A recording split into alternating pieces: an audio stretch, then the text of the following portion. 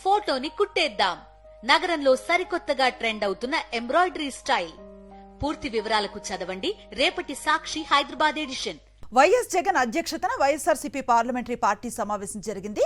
Parliament సమావేశాల్లో చర్చించాల్సిన అంశాలపై లోక్సభ, రాజ్యసభ సభ్యులకు పార్టీ అధినేత వైఎస్ జగన్ దిశానిర్దేశం చేశారు.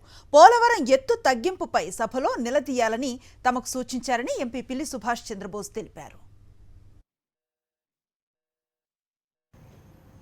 ప్రధానంగా ఈరోజు మేము తీసుకున్న నిర్ణయాలు ఏంటంటే, పోలవరం ప్రాజెక్టు ఎత్తు తగ్గించే ప్రయత్నాలు జరుగుతున్నాయి.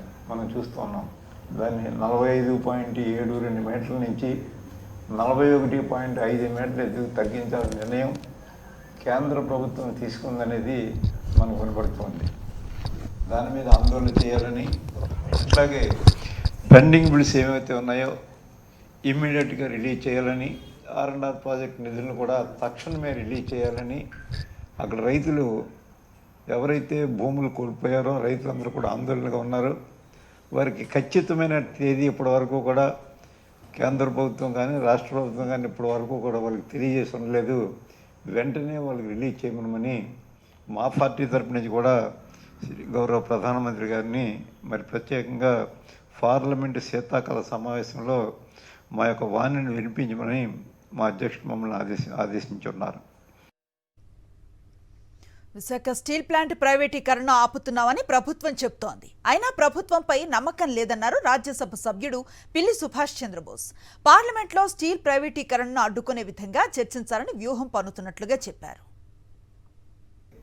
విశాఖ స్టీల్ ప్లాంట్ కూడా ఈ విశాఖ స్టీల్ ప్లాంట్ ప్రైవేటీకరణ చేస్తారనేది మనకు వినిపిస్తుంది.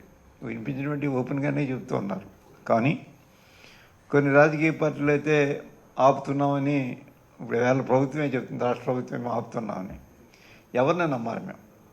అంతే దాని మీద మా వ్యూహం ఏంటంటే, ఖచ్చితంగా విశాఖ స్టీల్ ప్లాంట్ని ప్రైవేటీకరణ చేయడానికి వీలు లేదు. దాన్ని ఏదో విధంగా మీరు ఫండ్స్ పుల్అప్ చేసి ప్రభుత్వం ఖచ్చితంగా దాన్ని నడపాలి అనేది దాని మీద పెద్ద ఎత్తున మేము ఆందోళన చేయాలనేది, దీని గురించి కూడా అవసరమైతే ఢిల్లీలో ధర్నా కూడా చేయడానికి మేము వెనకట్టలేదు. ఈ విషయంలో మాత్రం కొంచెం గట్టిగా పోరాడండి అని మా అధ్యక్షుడు శ్రీ జగన్మోహన్ రెడ్డి గారు మా అందరికీ కూడా మరి ఆదేశాలు ఇవ్వటం జరిగింది.